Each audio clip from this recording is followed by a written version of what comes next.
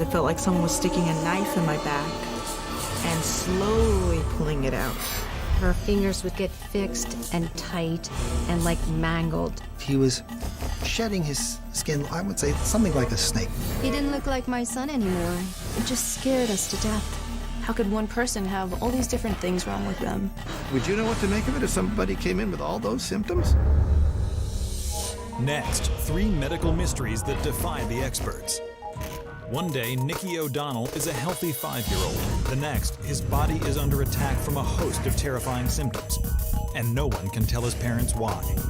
The anguish of watching your child deteriorate before your eyes, it's incredible. Then, Christine Lupinacci is a supermom until years of relentless, debilitating pain leave her questioning her own sanity. Been on medication for years, and I'm still in excruciating pain. Maybe something's wrong with my head. And Jackie Spar is an outgoing teenager who's full of promise until her own body begins to betray her. The pain was so severe that we should just say to cut off her legs. When illness strikes, we look to doctors to give us answers. But what if they can't? For these unlucky patients, diagnosis is a mystery.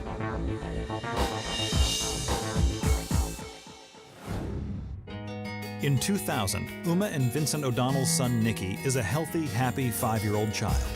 He liked to go to the park, play ball with his daddy, help mommy cook. Just a happy little boy. Nicky was a playful little guy, always in a good mood, always wanting to just have fun. He was never really sick in his life. He was a very healthy boy. But on April 13th of that year, everything changes. So it was around 8 in the evening, and I just ordered Chinese food for the children, and Nicky came up to me and said, "Mom, I don't feel well." I took his temperature. He had a temperature of 103, and when I closely examined his body, his ankles were swollen, and he had a rash around his ankles. It was all over his body. They looked like nickels, and they were red and raised. I thought it was an allergic reaction to the Chinese food, and I immediately called his doctor. And he said to give him an antihistamine and also pain medication. I gave him his medication, and I figured he was going to be fine. But when Nicky wakes up the next morning, he's not fine. Usually, he would be the first one up in the morning, jumping out of bed and getting the rest of us up. But this morning, he just laid there. The first thing to do is we checked his temperature, and he was still running a very high fever. His temperature was 103 at that time, and he was shivering. Everything was there, the swelling, the rash, the fever, and he was complaining of stomach pain. Concerned, Uma and Vincent take Nicky to see the pediatrician. The doctor stated, it looks like just a common virus, nothing to be too worried about. 2 or 3 days, he should be fine. But by the next morning, Nicky isn't any better. In fact, he's worse. It's April 15th, and his symptoms are still persistent. He's still swollen, the rash is still there. I remember this big bloody scream.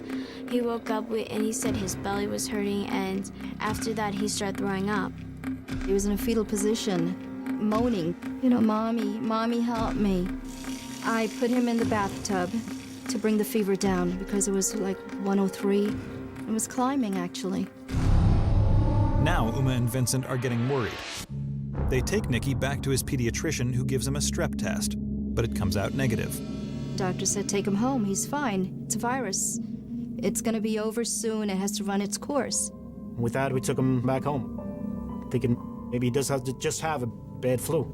Vincent and Uma give Nicky more pain relievers and put him to bed, hoping his strange symptoms will subside overnight.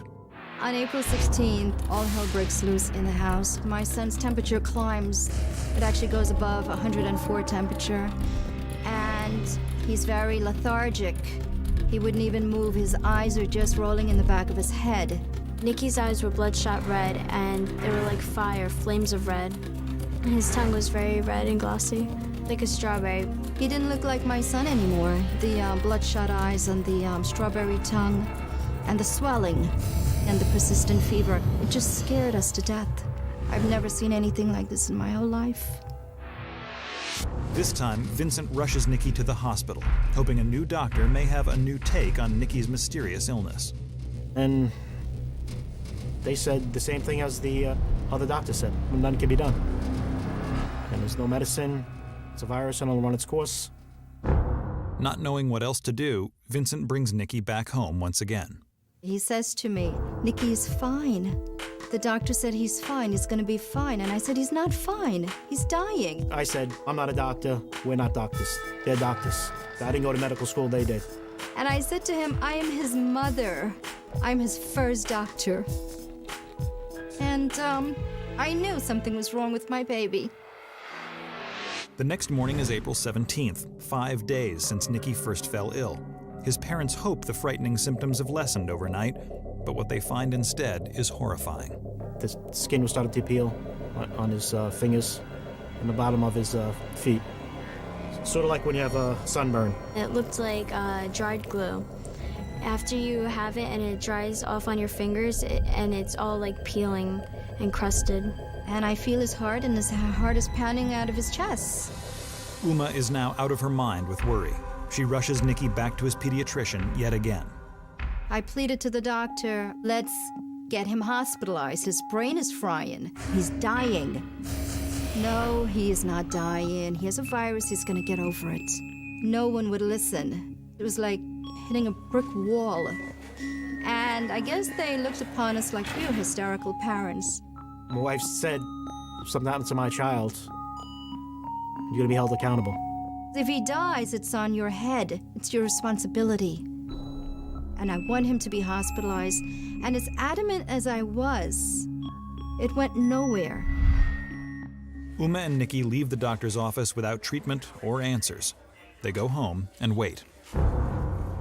We all knew that it was no flu or virus. He was dying on us, and no one could stop it. The anguish of watching your child deteriorate before your eyes, it's incredible. It's a feeling that no mother or father should ever go through. It's a helpless feeling. You feel like you're failing. April 20th. 7 days have passed since Nikki first fell ill, and his symptoms aren't letting up. My wife kept saying, go back, go back. So I took Nick to the pediatrician. The doctor looked at him and said he might have scarlet fever. Scarlet fever is a bacterial infection that most often strikes children. It's named for the scarlet rash it produces all over the patient. Vincent rushes Nikki to the hospital, where he's admitted right away and given a series of blood tests. And then the following morning, our pediatrician that we had came in, said, his tests all came back fine, I'm gonna discharge him. And with that, my wife said, this boy is still sick, he still has a fever. How can you discharge him? I just felt he was wrong, he was dead wrong. And then he proceeded to show us the labs. Look, his labs are fine. I'm gonna, discharge him. And I just told him, he is dying. You are not discharging him. In fact, it's over, you're off this case. My wife says, you're fired. And I pointed and I said, you are never to come next to my son again. His jaw dropped, and my wife said, now leave this room right now. He just walked away, and there we were. And my husband held his head. He was like, oh my God. Because at that point, we didn't have a doctor. We didn't have a prayer.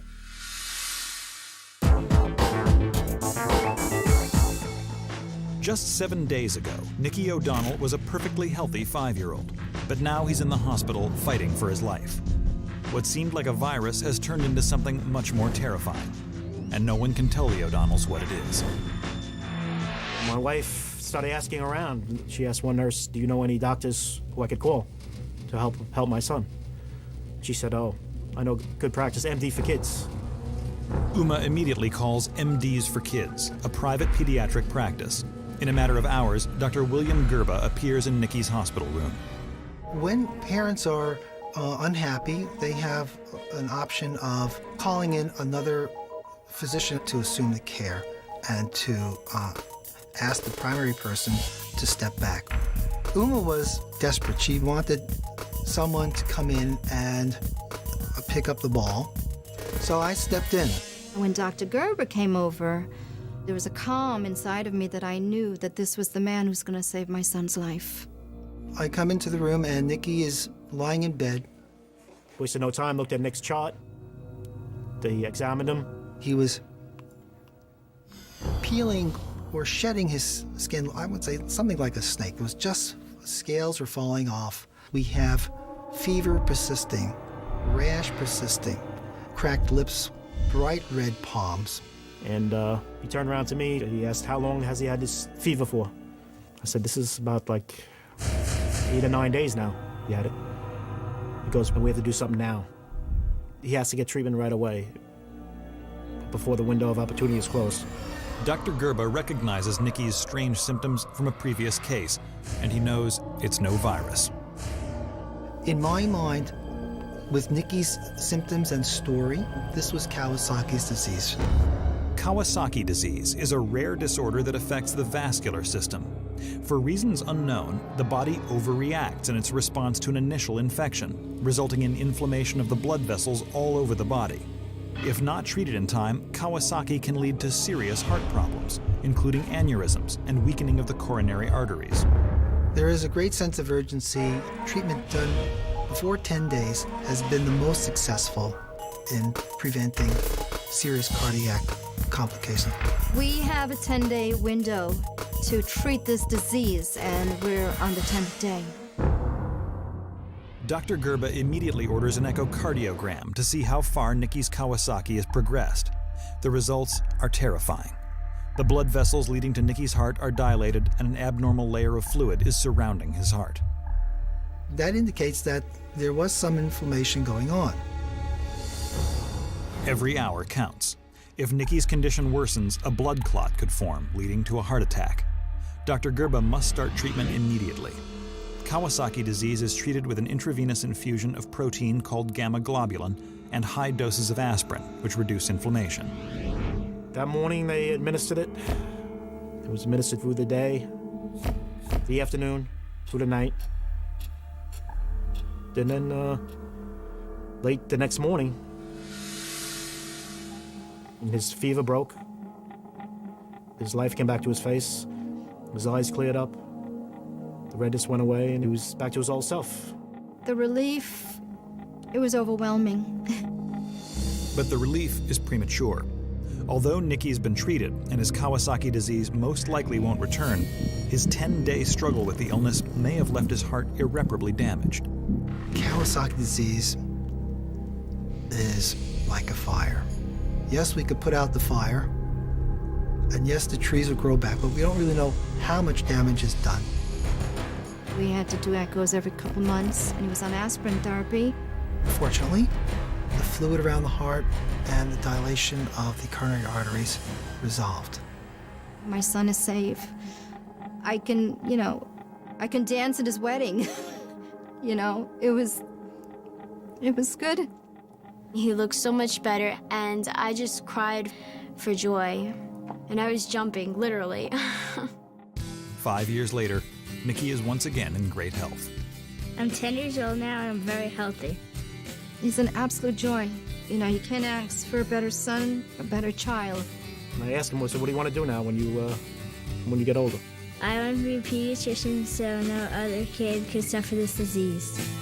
Nikki and his parents are grateful that Dr. Gerba recognized the signs of Kawasaki before time ran out, but they wonder why Nikki's other doctors did not. There is no single test that can tell a physician that this is Kawasaki syndrome.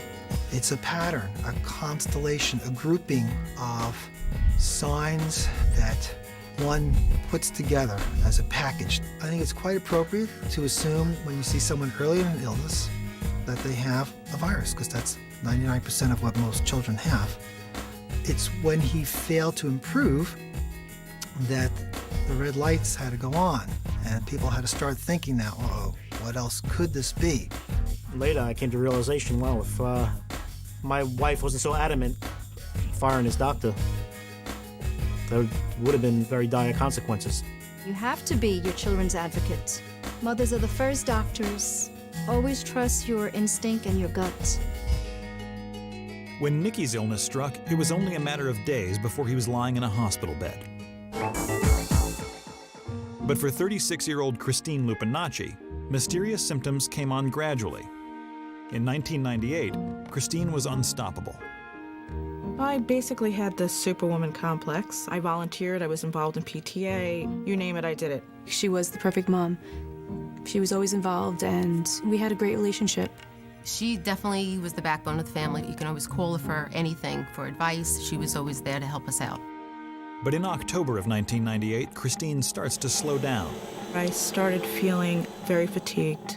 Just to walk to the mailbox started to become an effort for me. It was difficult to vacuum and washing the dishes or carrying laundry up and down the stairs. I'd have to take periodic breaks every 2 minutes, and I thought it was just coming down with a cold. Christine visits her doctor, who tells her she has a common virus, mononucleosis, which just needs to run its course. They told me it wasn't going to be a fast recovery, that mono takes a while, but they said each day I'll start to feel better. But Christine only gets worse, and 6 months later, she begins to experience something strange. My legs started swelling up, my ankles were swelling up, my fingers literally tripled in size. Her fingers got so swollen that she couldn't take her wedding ring off. Sometimes socks wouldn't be able to fit over her ankles. Each time I had inflammation, my temperature would go up. You could have fried an egg on any one of my joints. It was so hot to the touch. It was like you put your hand on a damn stove. I literally had to sit down by the frozen food section just to try to get my body to cool down, just to make it through the supermarket. Christine's doctor doesn't know what's causing her strange symptoms, but he prescribes painkillers and anti-inflammatories. They don't work. Then, Christine notices another disturbing change in her body. I started noticing that it literally hurt for me to open and close my eyes. I felt like there was sand in my eyes at all times. My mouth was constantly dry. I would go from 8 to 12 glasses of water a day. Christine sees another doctor who diagnoses her with Sjogren's syndrome, a disorder often associated with arthritis that destroys the glands that produce tears and saliva. Made sense. I thought, this is it. It was creating the joint pain, it was causing the inflammation, it was causing the dry eyes, the dry mouth.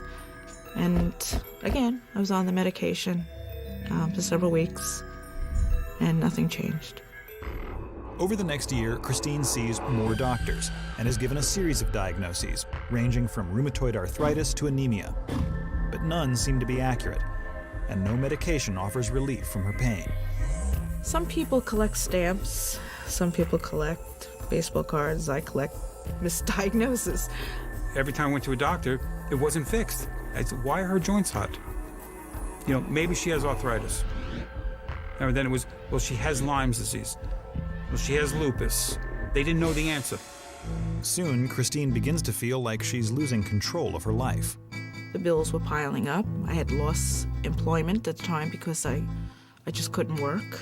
The house was messy. Everything was affected. She felt inadequate. She felt that she was letting her family down. She wasn't herself anymore, and she was slowly deteriorating. All I could think about was the pain, the constant pain.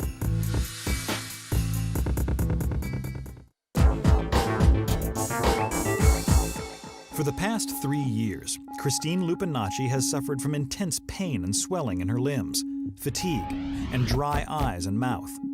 Just as she thinks it can't get any worse, her symptoms take a whole new turn. And she went from a size 7 to a size 20. I thought she was pregnant. Her belly blew up so much that she looked like she was 4 or 5 months pregnant. We just assumed that because she was sleeping so much, that she was being lazy and that she was just putting extra weight on. I was having pains around my sides, shooting from my abdomen to my back. The way I described it was it felt like someone was sticking a knife in my back and slowly pulling it out. A new doctor tells Christine that she has kidney stones and that they should pass in a few weeks. I thought to myself, if this is what people with kidney stones experience every single day, you know, I thought I was a wimp. I thought I was pathetic. But these kidney stones never materialize. And we were getting fed up. It was just like, what's next? What else is she gonna have? And how could one person have all these different things wrong with them? We just wanted to hear her happy and feel good, and we weren't getting that. I felt like a burden to everyone. I felt pathetic. I was ashamed. I was embarrassed. And I wanted to give up, and I didn't blame my husband if he was going to give up and walk out the door. March 4th, 2002. It's been 3.5 years since Christine's pain first began, and the worst is yet to come. Because my abdomen had been growing in size,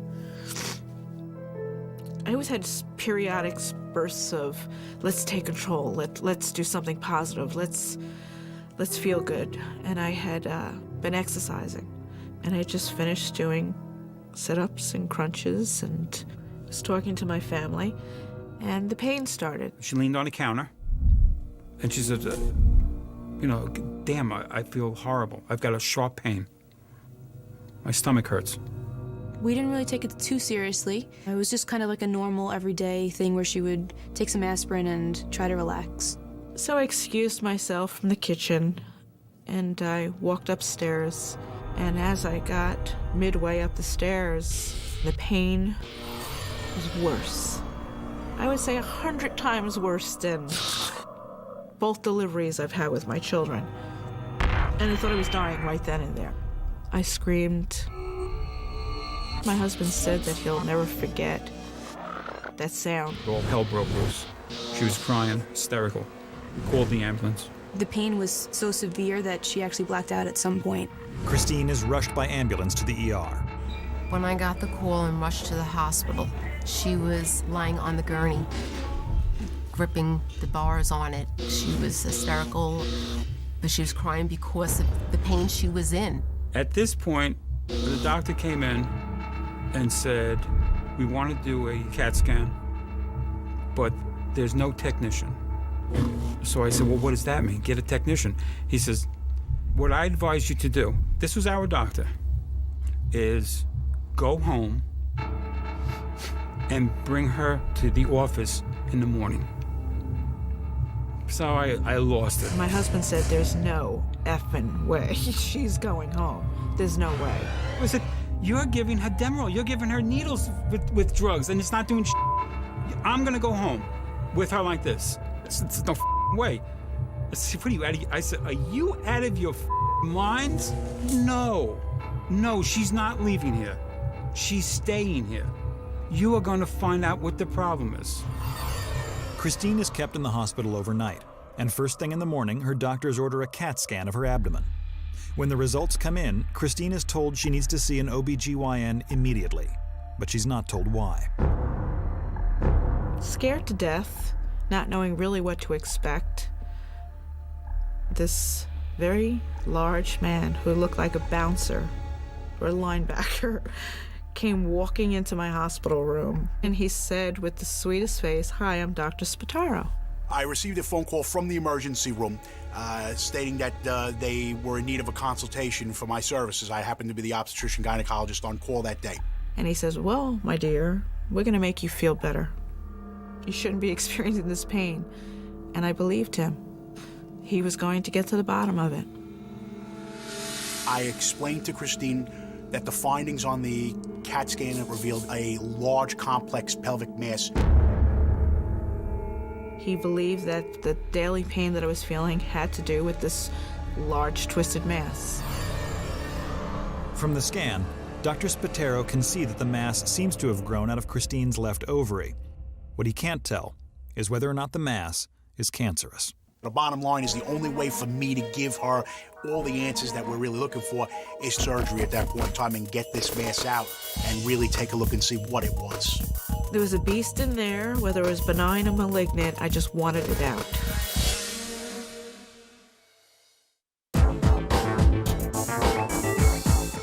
Doctors have found a large mass growing in Christine Lupinacci's abdominal cavity, and they don't know if it's cancer. 2 days after she's rushed to the ER, Christine goes in for a surgery to remove the mass. That moment when she was getting rolled into surgery, she was scared. She was extremely scared, and so were we. I was more fearful for my children. I was so afraid that they were going to grow up without a mother. It was frightening. We made an incision which started just below her belly button, probably about 8 to 9 inches in length. When we got into the abdominal cavity, you already could see 2 parts of this mass. Both of these masses had grown from the left ovary. Probably through the course of exercising, she ruptured one of these masses, and that was probably responsible for the sudden onset of all the pain, which actually made her come into the emergency room. Dr. Spatero removes the masses and sends them to the pathologist for analysis. My first impressions were that it was a benign tumor. And we were getting ready to close Christine's incision. But just before we were getting ready to start with the stitches, the pathologist called me and told me Christine's tumor indeed was malignant. It was an ovarian cancer. Ovarian cancer begins when cells in one or both ovaries rapidly divide and grow out of control, developing into a tumor. The tumor ultimately spreads and damages surrounding tissues or organs. Christine's tumor was huge. It looked like it had spread quite well throughout her body. I realized that Christine was going to be facing a probable uphill battle. Christine had been counseled that if this wasn't ovarian cancer, we would have to also remove both ovaries with the cervix and her uterus. A 1-hour exploratory surgery turns into a 6-hour hysterectomy. Dr. Spatero removes Christine's uterus, cervix, ovaries, and as much of the tumor as possible. And then I went downstairs to speak to Gene in the lobby. And I pulled him aside into a dark corner of the lobby. I informed him of the diagnosis. My knees gave out. I was on the floor. I saw my brother-in-law's legs buckle. And right there, I thought that she died on the table. I thought, what am I going to do without my sister?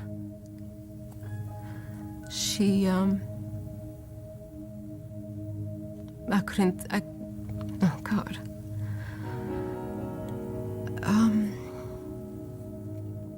She was my best friend. What am I going to do without her?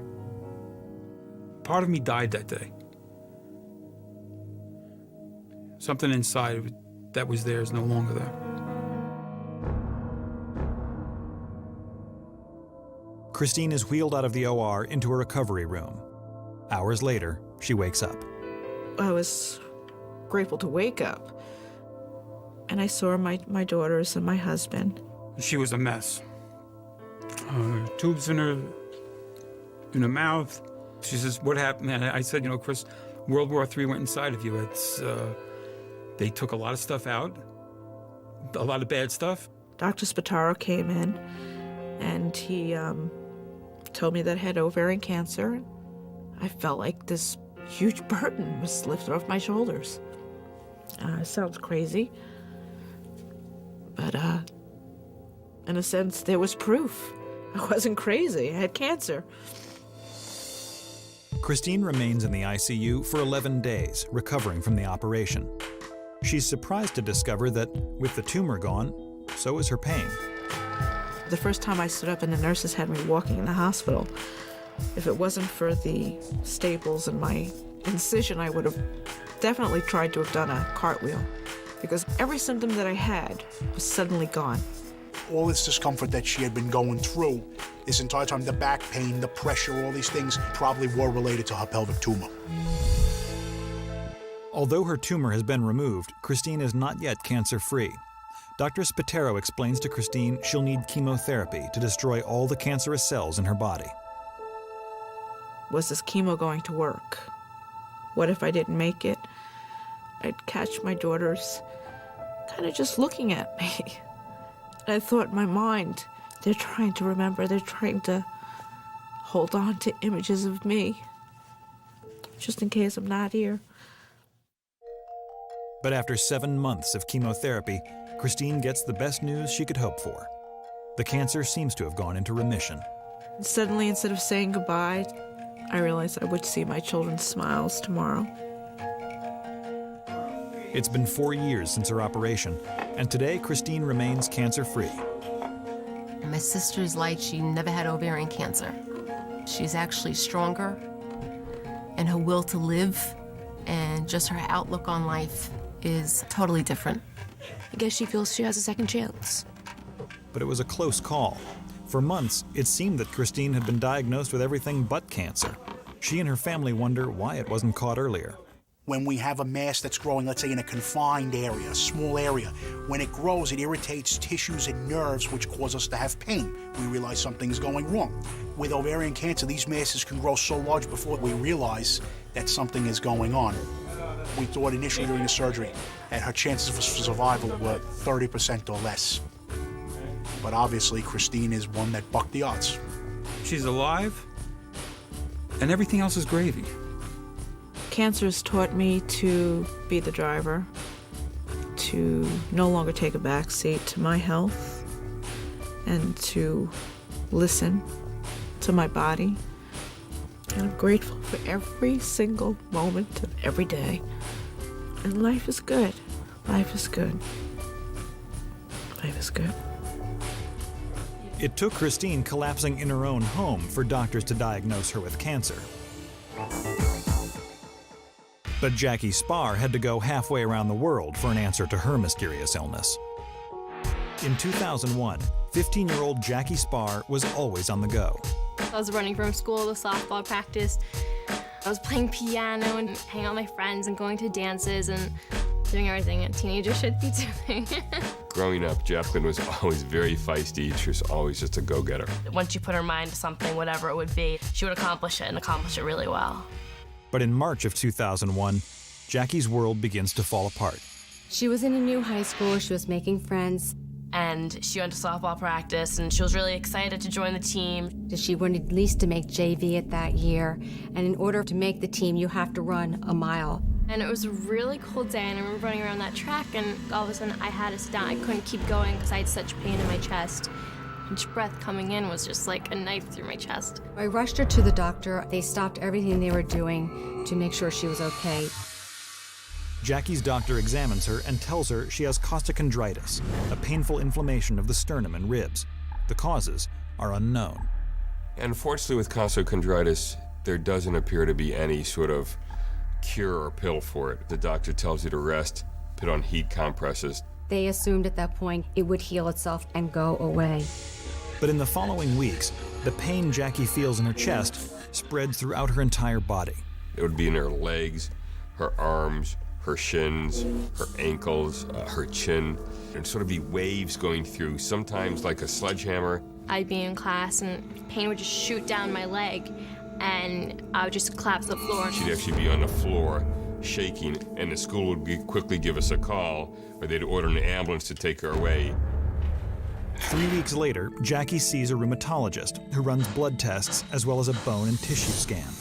Mid-May, after all the blood tests came back, they finally had a diagnosis with what was wrong with her, and the diagnosis was spondyloarthropathy.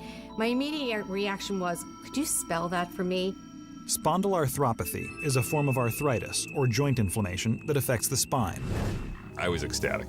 We know what it is. Let's go take care of it. Jacqueline should be on the road to recovery. The treatment at that point was an NSAID, a non-steroidal anti-inflammatory drug. And unfortunately, as weeks went by, we just kept having a child in a lot of pain. She wasn't out with her friends anymore. She wasn't playing sports anymore. She was just on the couch, kind of incapacitated. Still unable to determine the cause of Jackie's pain, her doctors continue to treat the symptoms. The doctors are putting me on one arthritis medication after another. All I was doing was just popping pills in my mouth, trying to get some relief. I was on OxyContin, which was like this huge narcotic supposed to help pain. It didn't even help that much. When your sister is in so much pain and given every painkiller on the market and it doesn't work, you just want to kill the doctors, why isn't this working? There must be a reason.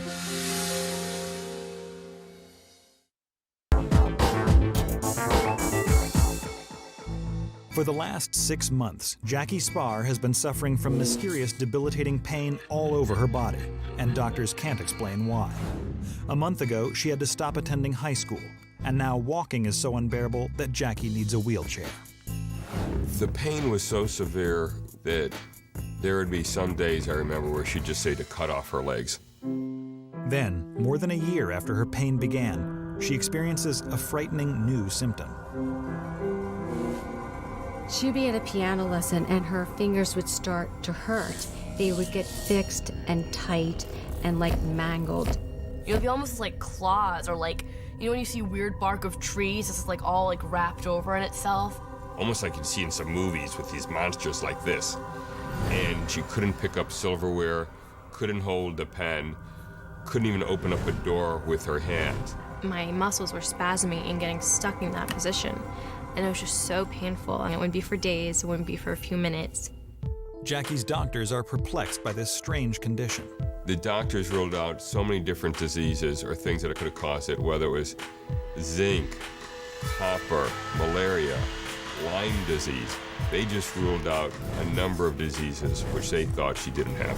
Every doctor would say, I'm gonna get the answer for you, I'll tell you what's wrong. But it's not like I believed them anymore at that point. You know, I'd sort of roll my eyes and just be like, sure. You tell me what's wrong with me. Go ahead. And I didn't have any confidence in their statements anymore.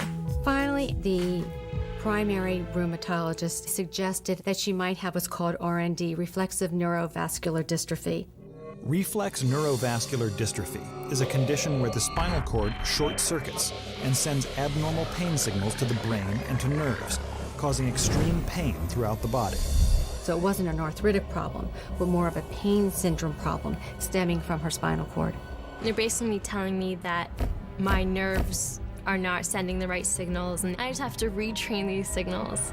He suggested we go see a specialist in that field at a hospital out in Seattle. Desperate for any kind of help, Jackie agrees to fly across the country to a hospital in Seattle. And I was inpatient there for 3 weeks, and 6 hours a day of intense physical therapy. And I was in pain the entire time. I'd be doing an exercise and collapse in pain. You're just supposed to, almost like a stroke victim, learn all over again how to move, how to walk through pain. There was a day where I was vomiting, and I was just like, I need to go lie down, like I don't feel well. And she just like picked me up by the arm and was like, keep going, keep doing it.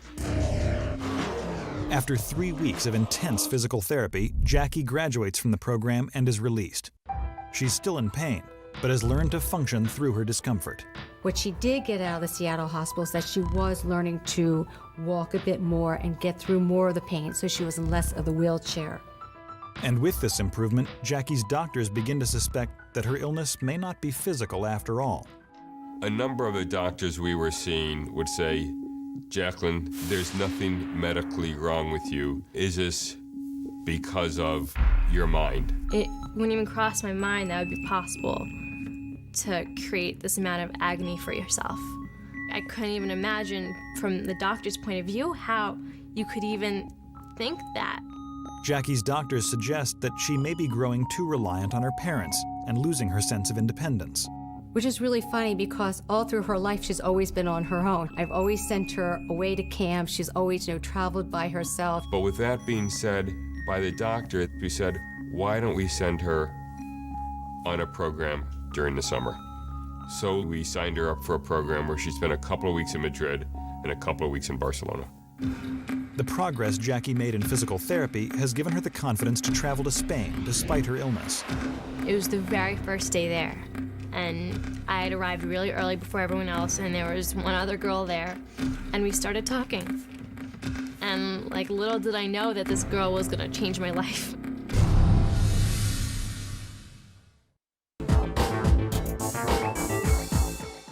For the past 2 years, Jackie Spar has been living with debilitating pain, and no one can tell her why. At the suggestion of doctors who think this all might be in Jackie's head, her parents send her abroad so she can gain some independence. On her first day in Spain, something amazing happens. There was one other girl there, and we started talking. We realized we had a lot of the same symptoms. We'd seen a lot of the same doctors, and we had a lot of the same misdiagnosis, which was really freaky. She said she had Lyme disease. Jackie can't believe what she's hearing. She calls her parents from Spain.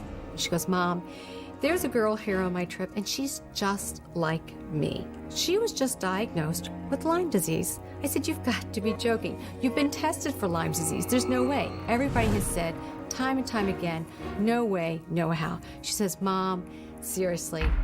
Despite her skepticism, Jackie's mom gets the number of the doctor who diagnosed her new friend.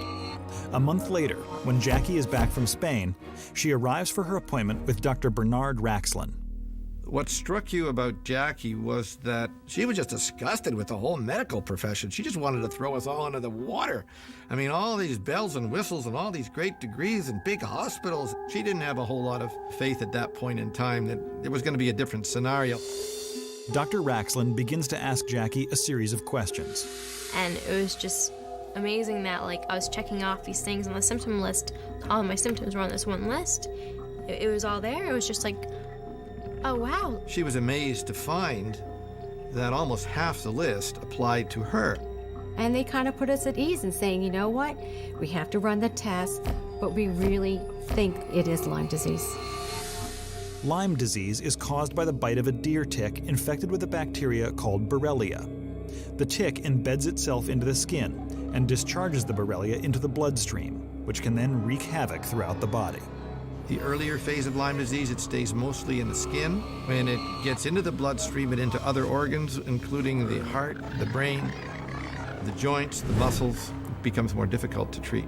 You get pain, you get swelling, and then there's the general symptoms where you're exhausted. I mean, you can't even get up to brush your teeth. You lie in bed 18 hours a day, and it's a lot. I mean, would you know what to make of it if somebody came in with all those symptoms?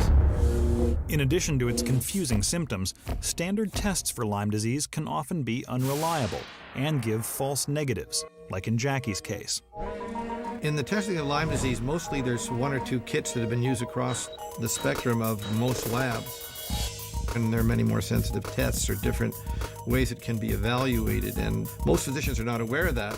He also explained to me the fact that bacteria hides and it doesn't flow as easily in the blood, so the chances of that one vial of blood carrying the bacteria is very low. Dr. Raxlin performs a variety of tests on Jackie and sends her blood work to 3 different laboratories across the country for analysis. She tests positive for exposure to the Borrelia bacteria. We wanted to open champagne. I mean, because now that we had an answer and we knew what was causing this, we could then go find the cure and find out how to fight it. Chronic Lyme disease is treated with long-term antibiotics. And after a difficult 1.5 years on treatment, Jackie's symptoms finally begin to subside. It took a lot of time and a lot of waking up each morning and being like, okay, I'm gonna hook up to the IV and I'm gonna push through today. But, you know, I got there and I've gotten on my life and I'm functioning, so it's very good. Jacqueline is such a fighter, so strong-willed, that she was able to graduate on time with her high school class. Jackie is also extremely lucky. If her Lyme disease hadn't been caught at all, her condition would have gotten even worse. If she hadn't been treated with aggressive antibiotic therapy, she would have probably had pain for the rest of her life and probably would have manifested more neurological symptoms over the course of time. Jackie has gone on to college and feels better than she has in years, but she still fights to keep her Lyme disease under control.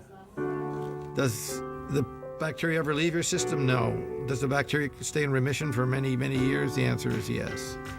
The Lyme bug actually did find a very tough person to bite because she's just not going to give up. I'm still fighting. I'm still, pushing forward each morning. I'm still get up each morning and being like, oh gosh, I have to hook up the IV and take this many amount of pills each day. And it's horrible, I'm not gonna lie, but it's my life. And if that's what I have to do in order to make the rest of my life really good and to make the rest of my life what I want it to be, then I'll do that.